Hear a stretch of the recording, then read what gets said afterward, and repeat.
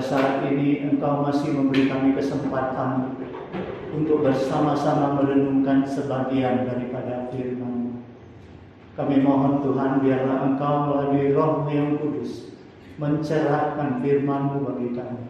Supaya kami tahu kehendak-Mu di dalam firman-Mu untuk kami boleh lakukan. Terima kasih Tuhan, kuasai hati kami dan pikiran kami hanya tertuju kepada firman-Mu. Agar kami semua yang hadir pada pagi hari ini, kami tidak hadir dengan sia-sia, tetapi kami diberkati Tuhan melalui firman-Mu. Terima kasih Tuhan, di dalam Yesus Kristus kami berdoa. Amin. Shalom. Jemaat yang saya kasihi di dalam Yesus Kristus, firman Tuhan sesuai dengan Almanak GMI pada hari ini adalah terdapat di dalam Lukas pasal 12, Lukas pasal 12 ayat ke-22 hingga ayat 34. Lukas pasal 12 ayat 22 hingga ayat 34. Bila sudah mendapatkan, mari kita bersama-sama membaca dengan cara bersaut-sautan. Hal kekhawatiran. Yesus berkata kepada murid-muridnya, "Karena itu aku berkata kepadamu, janganlah khawatir akan hidupmu, akan apa yang hendak kamu makan, dan janganlah khawatir pula akan tubuhmu, akan apa yang hendak kamu pakai.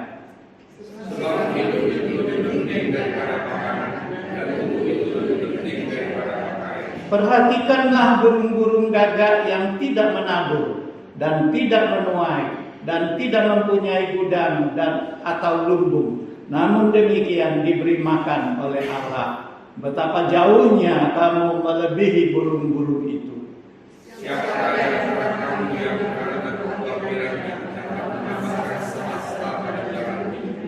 Jadi, jikalau kamu tidak sanggup membuat barang yang paling kecil, mengapa kamu khawatir akan hal-hal lain?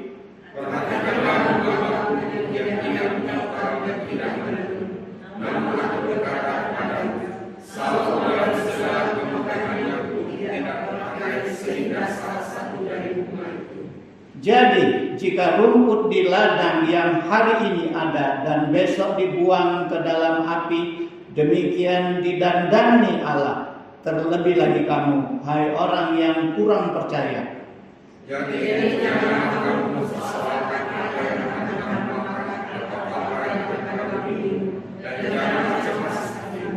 semua itu dicari bangsa-bangsa di dunia yang tidak mengenal Allah.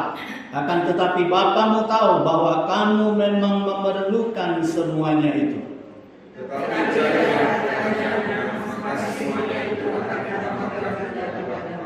Janganlah takut, hai kamu kawanan kecil, karena Bapamu telah berkenan memberikan kamu kerajaan itu.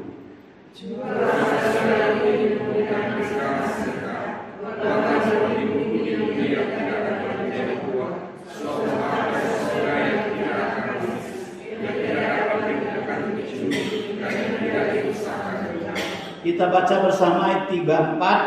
Karena itu, di mana hatamu berada, di situ juga hatimu berada. Jemaat yang saya kasihi di dalam Yesus Kristus, dari bacaan kita hari ini kita mengambil satu tema, yaitu kekhawatiran. Saudara sekalian, kita tahu bahwa kekhawatiran itu adalah bagian daripada hidup manusia. Rasanya tidak ada seorang pun yang tidak pernah merasakan apa itu kekhawatiran. Saudara sekalian, kekhawatiran itu bukan hanya milik orang-orang miskin atau orang-orang yang berkekurangan, tetapi kekhawatiran itu juga melanda orang-orang yang kaya, orang-orang punya kedudukan, orang-orang yang berkuasa. Tidak ada satupun orang yang hidup di dunia yang tidak pernah mengalami kekhawatiran. Nah, saudara sekalian, kita dapat melihat sebelum perikop ini Yesus menceritakan tentang seorang kaya yang bodoh. Yesus menceritakan bagaimana khawatirnya orang kaya ini terhadap lumbung-lumbungnya yang kurang besar untuk menampung hasil panennya yang membludak. Sehingga karena kekhawatiran itu dia sibuk ingin merombak lumbung-lumbungnya supaya lebih besar, sehingga dapat menampung semua panennya. Nah saudara sekalian, kita tahu pada umumnya kekhawatiran manusia itu adalah hal-hal yang menyangkut materi, yang menyangkut duniawi. Contohnya, khawatir tentang uangnya, hartanya, tentang kedudukannya, tentang namanya, tentang rumahnya, tempat tinggalnya. Saudara sekalian, kekhawatiran manusia, kekhawatiran kita selalu tertuju kepada hal-hal yang materi, yang menyangkut badani, yang menyangkut keperluan sehari-hari. Nah saudara sekalian,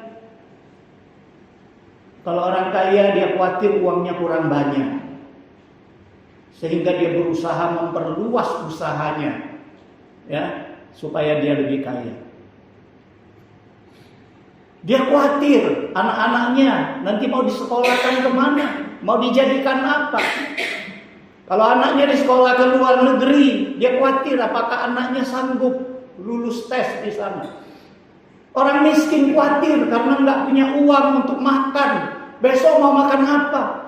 Saudara sekalian, pelajar-pelajar khawatir apakah dia bisa lulus sekolah, ujian, dan lain-lainnya. Saudara sekalian, hal-hal kekhawatiran ini akan menguras pikiran, tenaga, dan inilah dipakai oleh iblis untuk menjebak manusia, menjerumuskan manusia, sehingga manusia menghabiskan waktu dan energinya untuk memikirkan hal-hal yang duniawi, hal-hal yang sementara. Itu sebabnya Yesus menyimpulkan orang kaya yang bodoh ini demikian. Karena demikianlah jadinya kalau orang itu hanya memikirkan mengumpulkan harta bagi dirinya sendiri, tetapi dia miskin di hadapan Allah. Itu terdapat di ayat ke-20 perikop sebelumnya. Dan karena itu kata Yesus menasihati murid-muridnya, jangan kamu khawatir.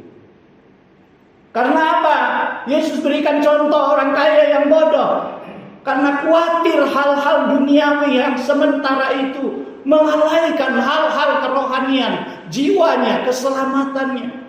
Oleh sebab itu kata Yesus, jangan kamu khawatir akan kamu hendak makan apa. Karena hidup lebih berharga, lebih penting daripada makanan. Tubuhmu jangan kau khawatir mau pakai apa, karena tubuhmu lebih penting daripada pakaian. Saudara sekalian, di sini Yesus ingin mengatakan kekhawatiran kepada hal-hal duniawi itu bukan tidak boleh, bukan. Boleh khawatir, tapi apa yang kita khawatirkan itu bagaimana kita menanggulang itu. Yesus bukan hanya menyatakan jangan khawatir ya tentang makan dan minum, tentang pakaian, bukan. Yesus memberikan solusi. Solusinya apa? Yesus katakan, lihat burung gagak di udara. Kalau Matius katakan burung-burung di udara. Dia tidak menanam, dia tidak menuai. Dia tidak punya gudang, dia tidak punya lumbung untuk menampung hasil panen. Tetapi Tuhan beri dia makan. Saudara sekalian, Yesus juga katakan, lihat bunga bakung. Bunga bakung itu punya warna begitu indah. Bunga bakung itu lebih indah daripada pakaian Salomo pada waktu dia jaya. Saudara sekalian, padahal bunga bakung itu nggak bisa memintal baju, tidak bisa menenun, tidak bisa menyulam, tetapi Tuhan beri dia keindahan yang luar biasa. Yesus juga katakan, lihat rumput yang ada di ladang. Siapa nanam rumput di ladang? Nggak ada kan? Rumput kalau di padang dipelihara orang, kalau di ladang pasti dicabut kan? Karena itu mengganggu tanaman kan? Nah, rumput yang hari ini ada, besok dicabut orang, dibuang ke api, itu pun didandan oleh Tuhan. Betapa kamu lebih berharga daripada semua itu. Nah, Yesus di sini ingin mengatakan kepada mereka, apa yang harus kamu khawatir? Kamu khawatir hal-hal yang sementara. Sebenarnya kekhawatiranmu itu tidak akan menolong kamu. Kekhawatiran itu tidak akan menyelesaikan masalah. Kekhawatiran itu akan membuat engkau menjadi takut. Kekhawatiran itu akan melemahkan semangatmu, membuat engkau stres. Tetapi bagaimana caranya mengatasi kekhawatiran? Yesus beri solusi dengan contoh yang tadi. Bagaimana Yesus Allah memberikan makan kepada burung? Mungkinkah Allah memberikan makan di antara sarang kepada burung makan? Mungkinkah kalau burung itu bertengger di dalam sarangnya terus, bercokol di sarangnya terus, kemudian dia dapat makan dari Allah? Tidak. Burung itu harus mengepakkan sayapnya, dia harus keluar dari sarang, dia harus mengambil semua makanan yang sudah Tuhan siapkan di alam terbuka. Tuhan siapkan makan di alam terbuka kepada burung-burung. Dan burung-burung itu harus keluar dari sarang, mengambil berkat-berkat daripada Tuhan itu. Nah, kemudian bunga bakung. Apa dengan sendirinya bunga bakung itu punya warna yang begitu indah? Kalau akarnya tidak masuk ke dalam tanah dan tidak menyerap air dan nutrisi yang ada di tanah yang sudah disiapkan Tuhan, apakah bunga bakung itu akan menjadi begitu indah kalau daun-daunnya tidak menyerap sinar matahari yang sudah Tuhan siapkan? Nah, saudara sekalian, Yesus mau katakan, Tuhan pelihara kita, tetapi kita harus bekerja. Secara iman itu penjelasannya adalah jangan khawatir akan hal-hal yang sementara. Kebutuhan hidupnya jangan khawatir. Kamu harus percaya bahwa Tuhan itu memelihara demikian lengkap, demikian sempurnanya. Tetapi kita juga harus berusaha menggapai berkat yang sudah Tuhan siapkan untuk kita. Artinya kita tidak bisa berpangku tangan, tunggu di rumah. Bukankah Tuhan katakan burung-burung nggak bekerja dikasih makan? Jadi saya cukup lipat tangan, saya dikasih makan oleh Tuhan? Tidak.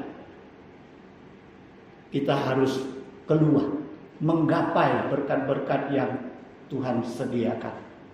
Nah, saudara sekalian, dari sini kita melihat bahwa tidak semua kekhawatiran itu jelek. Banyak orang mengatakan kalau hidupmu khawatir bahwa engkau tidak rohani. Saudara sekalian, tidak semua kekhawatiran itu jelek. Contohnya, ada orang karena berat badannya kegemukan melampaui batas, kemudian dia jadi khawatir. Kalau aku kena serangan jantung nanti, kalau aku kena diabetes karena kegemukan. Kemudian karena kekhawatiran itu membuat dia menata pola hidupnya kembali. Pola makannya dia tata kembali.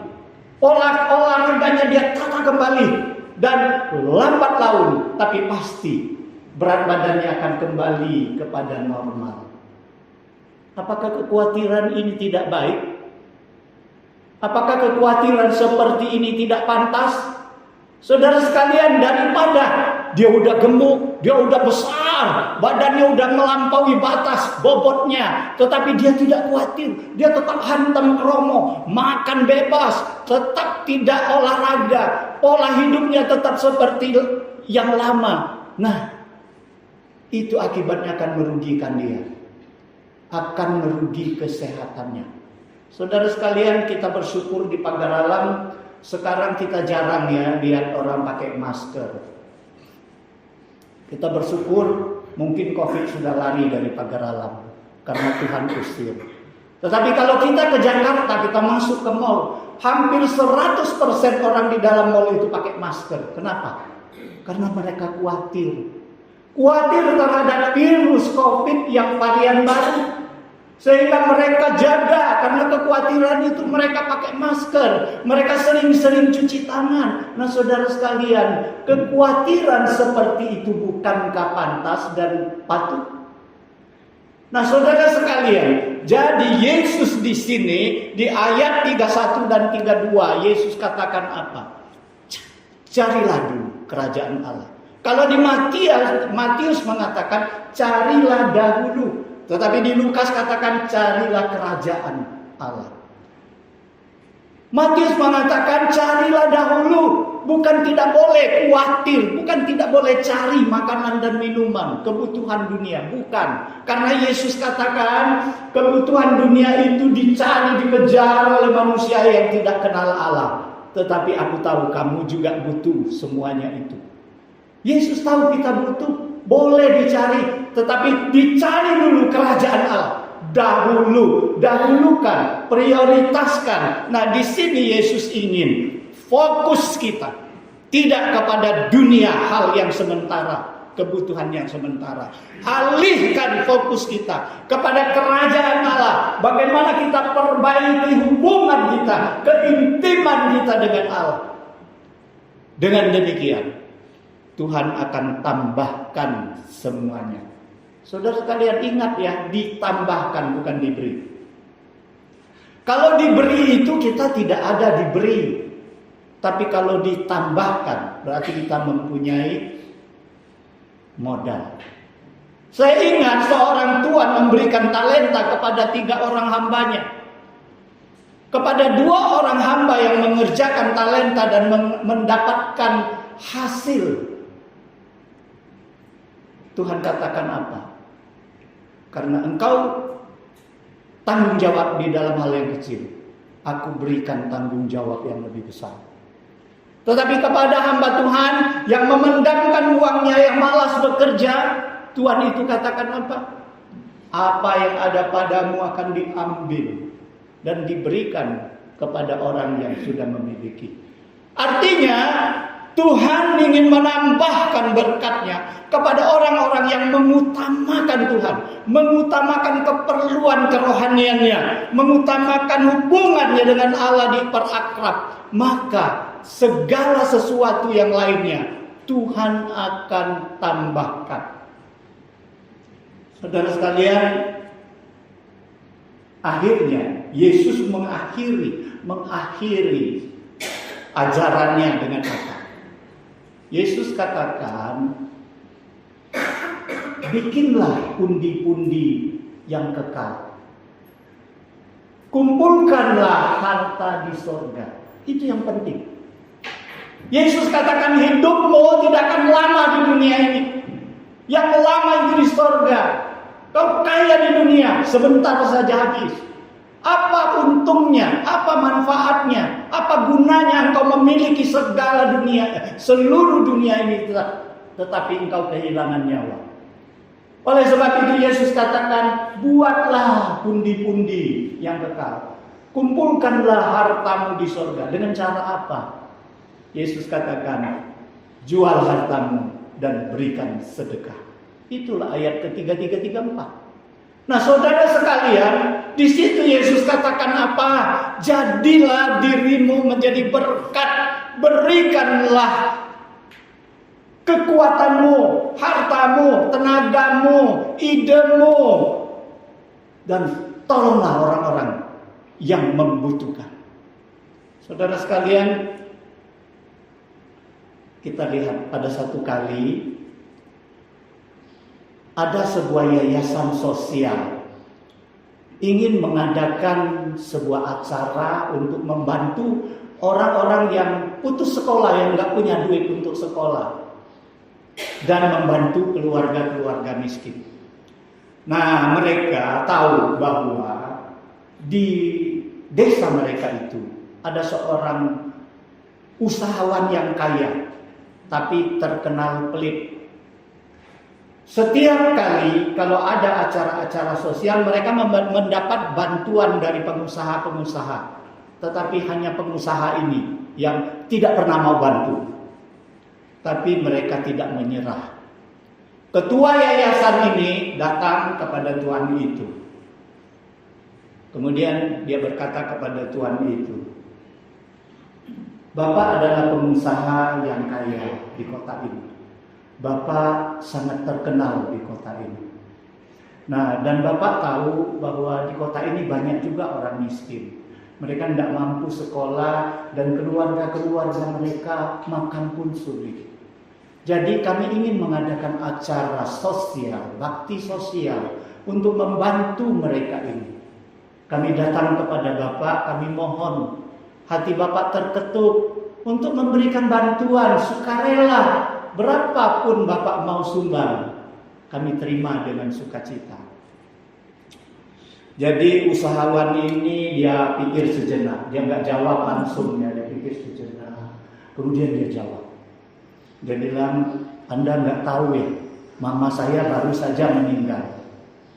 Tahu nggak berapa banyak uang pengobatan yang habis oleh mama saya? Kamu nggak tahu ya, saudara saya itu sudah pensiun, matanya buta, seumur hidup dia harus pakai kursi roda, dia harus dibantu secara rutin. Kamu nggak tahu ya, adik istri saya baru mati dalam kecelakaan, dia tidak meninggalkan sepeser pun kepada anak-anaknya yang 3 itu yang masih kecil-kecil. Jadi ketua yayasan ini merasa bersalah ya, karena selama ini menganggap bahwa bos ini pelit ya. Ternyata dia punya masalah begitu banyak ya. Dia keluar begitu banyak dana ya. Jadi dia jawab begini. Maaf 1000 maaf. Bapak, saya tidak tahu bahwa Bapak mengalami banyak hal seperti itu. Ya, ternyata selama ini sangkaan kami terhadap Bapak itu keliru.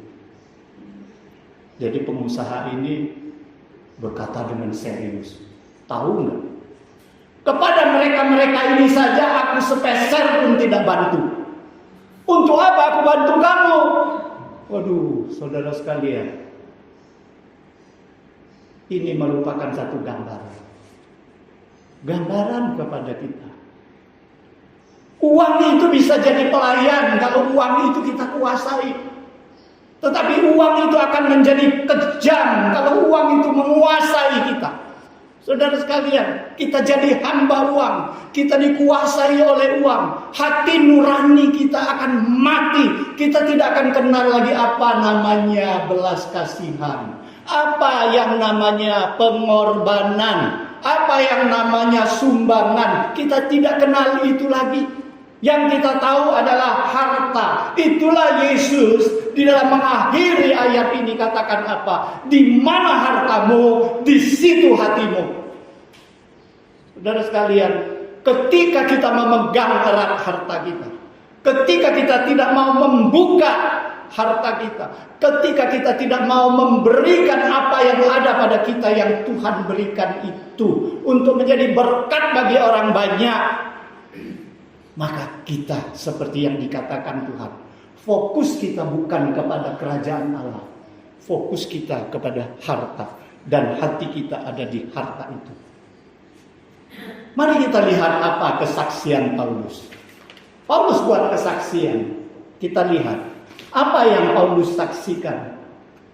Saudara sekalian, di 1 Tesalonika pasal 3 ayat 5, Paulus berkata kepada jemaat Tesalonika. Dia berkata demikian. Itulah sebabnya maka aku, kata Paulus, karena tidak dapat tahan lagi, telah mengirim dia mengirim anak asuhnya, supaya aku tahu tentang imanmu. Karena aku khawatir, kata Paulus, aku khawatir. Paulus khawatir loh. Tuhan Yesus katakan jangan khawatir. Paulus ngomong, karena aku khawatir kalau kamu telah dicobai oleh penggoda, dan kalau usaha kami menjadi sia-sia. Bukan itu saja. Paulus juga berkata kepada jemaat di Galatia pasal 4 ayat 11. Paulus katakan apa? Aku khawatir kalau susah payahku untuk kamu telah sia-sia. Saudara sekalian, kapan kita lihat Paulus itu khawatir tentang hidupnya? Enggak pernah. Apakah dia ada makan, enggak makan, Paulus enggak pernah khawatir tentang dirinya.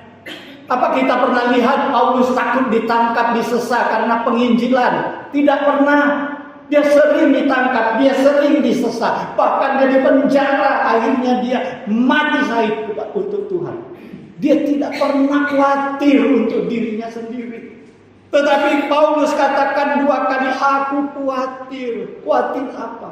Terhadap pelayanan, terhadap jemaat yang pernah dia dirikan, terhadap jemaat yang dia takut kehilangan imannya, yang berubah kembali kepada ilah-ilah dunia ini.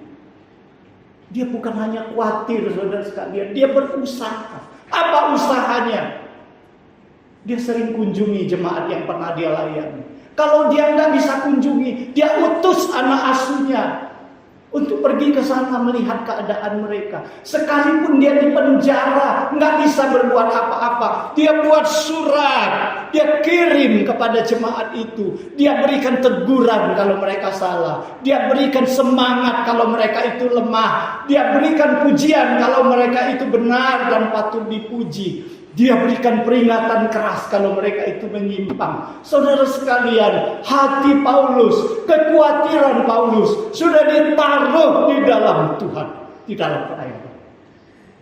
Saudara sekalian, ini gambaran bagi kita. Mari kita koreksi seberapa khawatir kita untuk pelayanan Tuhan. Pernahkah kita khawatir bahwa jemaat kita masih banyak yang belum dewasa iman? Kita perlu terjun, jangan cuma khawatir. Kita dewasakan mereka. Pernahkah kita khawatir kalau jemaat ibadah makin hari makin berkurang? Saudara sekalian, kita jangan biarkan. Kita harus terjun, kita harus usaha. Baik bagaimana caranya agar jemaat kembali ramai mengunjungi dan beribadah. Saudara sekalian, seorang hamba Tuhan ketika khotbah di gereja, dia berkata kepada jemaat, hari ini aku akan berkata kepadamu 3 kabar. 1, kabar baik, kabar buruk. Yang kedua, kabar baik. Yang ketiga, kabar yang lebih buruk. Jemaat jadi perhatian. Kabar apa yang mau disampaikan oleh pendeta? Pendeta bilang kabar baik, kabar buruk yang pertama. Lihat, atap gereja ini sudah rusak parah. Kita ibadah sering bocor loh.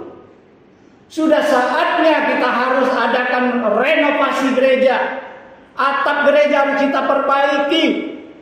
Setelah pendeta berkata, mulai heboh di bawah, heboh di jemaat. Mulai kening-kening jemaat ini berkerut. Ada yang sampai ngomong dengan temannya, keluar duit lagi, sumbangan lagi. Saudara sekalian, kemudian hamba Tuhan ini mengatakan, sekarang saya kabarkan kabar baik. Kabar baik adalah dana untuk perbaikan ini sudah tersedia lebih dari cukup. Wah, tadi yang berkerut jadi nggak berkerut lagi, mulai berseri-seri. Bahkan ada yang dibawa berkata dengan temannya, puji Tuhan, nggak jadi sumbangan, nggak jadi keluar duit. Pendeta berkata yang ketiga, kabar yang lebih buruk. Dana itu sekarang masih ada di dompet kalian semua. Wah, waktu itu nggak berani heboh, semua jemaat diam tunduk kepala. Nah, saudara sekalian, ilustrasi ini mengatakan apa? Sampai di mana kepedulian kita kepada rumah Tuhan, kepada pelayanan Tuhan, kepada pekerjaan Tuhan. Sampai di mana sumbangsih kita kepada itu semua. Sampai di mana kesediaan kita membuka dompet kita untuk mengatasi semua program gereja, semua misi kita, agar itu jangan tersendat-sendat, agar itu dapat berjalan dengan lancar. Saudara sekalian, seorang pemuda ketika ibadah, pas ya jalan persembahan, kantong persembahan. Sebelum sampai, pemuda ini sudah sibuk keluarin dompetnya.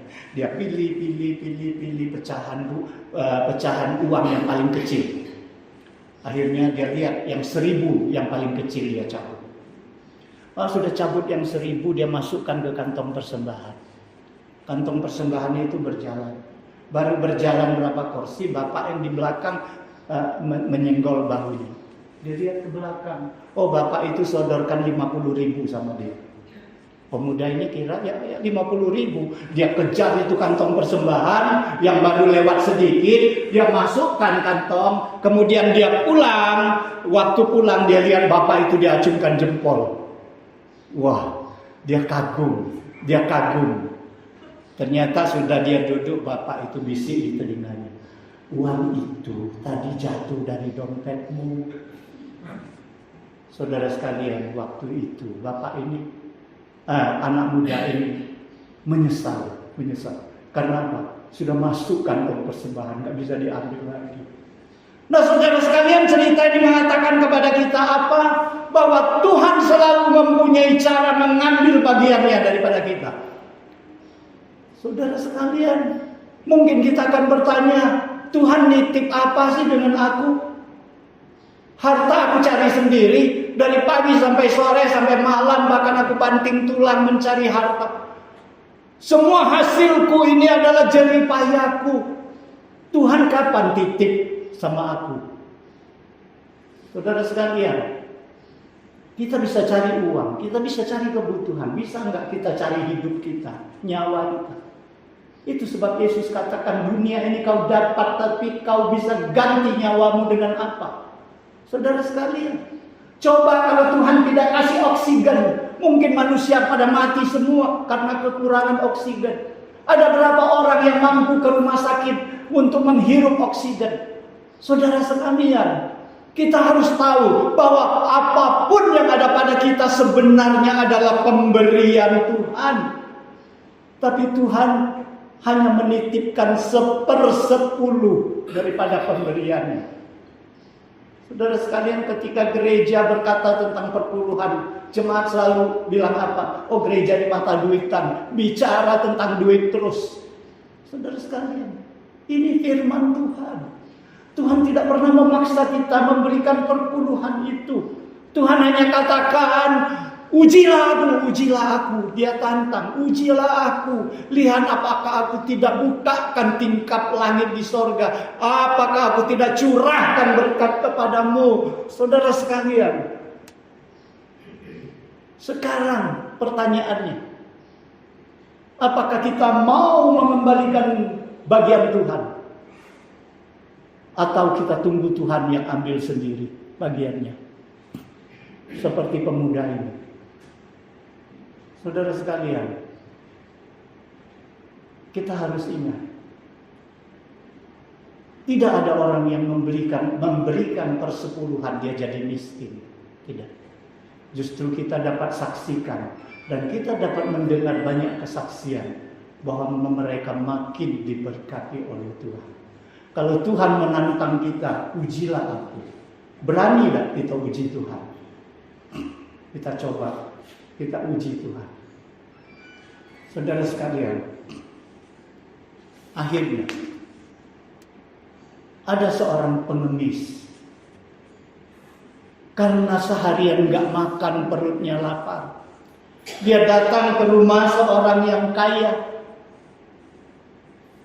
Terpaksa dia memohon kepada orang kaya itu. Dia bilang, Tuhan, aku mohon Tuhan minta 5.000 supaya aku bisa membeli sebungkus nasi. Tuhan itu menjawab dengan ketus, enggak ada. Kemudian pengemis ini karena saking laparnya enggak malu deh. Tuhan, kalau enggak bisa 5.000, 3.000 saja Tuhan, supaya aku bisa beli semangkok bubur. Enggak ada. Suaranya lebih keras lagi jawabnya. Pengemis ini enggak nyerah. Dia berkata, Tuhan, kalau begitu 1.000 saja Tuhan, supaya aku bisa minum teh manis, beli segelas teh manis. Tuhan itu membentak dia. Sudah saya katakan, enggak ada. Pengemis ini akhirnya meninggalkan Tuhan itu. Maaf Tuhan, ternyata keadaan Tuhan lebih parah dari saya. Coba bayangkan, Tuhan ini begitu kaya, 5.000 dia bilang enggak ada, 3.000 enggak ada, 1.000 pun enggak ada. Pengemis ini pikir, wah, berarti keadaan Tuhan ini lebih parah dari aku. Saudara sekalian, demikianlah Kalau kita memegang harta kita dan kita tidak melepaskan menjadi berkat di hadapan Tuhan, kita adalah orang yang paling miskin. Itu sebabnya Yesus katakan, buat pundi-pundi yang kekal. Himpun hartamu di sorga dengan cara berikan sedekah, jadilah berkat. Apa yang kau bisa berikan? Enggak ada uang, aku ada tenaga, aku berikan ke tenagaku. Kepada pelayanan, kepada pekerjaan Tuhan, kepada orang-orang yang butuh tenagaku. Aku punya waktu, tidak punya uang. Aku berikan waktuku untuk pelayanan, untuk pekerjaan Tuhan, untuk orang lain. Saudara sekalian, aku ada harta, berikan. Berikan untuk mendukung pelayanan. Saudara sekalian, saya bersyukur gereja ini diberkati oleh Tuhan. Jemaat diberkati oleh Tuhan. Kita tidak melihat sesuatu kekurangan di gereja ini. Tapi ada satu yang membutuhkan perhatian kita. Dukungan kita adalah PKMI kita. Ketika saya sudah berapa kali di dalam rapat KPP bilang, kalau kita tekor sepanjang tahun, tutup baik sekolah ini. Kenapa kita harus tekor terus? Tetapi ketika saya dengar kesaksian Pak Teguh tentang anak-anak di PKMI ini, ketika saya melihat anak-anak ini begitu polos, begitu murni. Ketika saya ikuti Natal gereja, melihat anak-anak itu begitu respon menyanyikan nyanyian rohani. Saya tergugah hati saya. Sekolah tidak boleh tutup. Kalau sekolah tutup berarti aku tutup. Saudara sekalian, mari kita dukung. Saya selalu percaya kalau kita bekerja sama semuanya jadi ringan. Saudara sekalian, inilah tantangan kita, inilah misi kita. Mari kita kerjakan dengan penuh tanggung jawab. Kita tidak perlu khawatir karena Tuhan memelihara kita. Yakinlah, kalau kita jadi berkat, kita adalah orang yang paling kaya di mata Tuhan. Dengan kita menjadi berkat, kita sudah membuat pundi-pundi yang kekal. Kita sudah mengumpulkan harta kita di surga. Karena itu yang kekal, yang di dunia adalah sementara. Mari kita berdoa. Bapa di surga, kami mau bersyukur untuk firman. Kami bersyukur Engkau begitu baik bagi kami. Pemeliharaanmu sampai hari ini kami rasakan. Apa yang kami punya, kami rasakan dan kami tahu itu adalah berkat. Biarlah Tuhan melalui firman-Mu hari ini membuat kami sadar bagaimana kami menggunakan apa yang Tuhan berikan menjadi berkat bagi pekerjaan-Mu, bagi orang-orang yang ada di sekitar kami. Agar kami tidak miskin di hadapan Tuhan. Agar kami tidak seperti yang Tuhan katakan, demikianlah orang yang mengumpulkan hartanya bagi dirinya tetapi miskin di hadapan Allah. Terima kasih Tuhan untuk firman-Mu selalu mengingatkan kami. Agar kami berani menguji Tuhan. Dan kami yakin bahwa Tuhan akan memberkati orang-orang yang mau jadi berkat. Terima kasih Tuhan. Di dalam Yesus Kristus kami berdoa. Amin.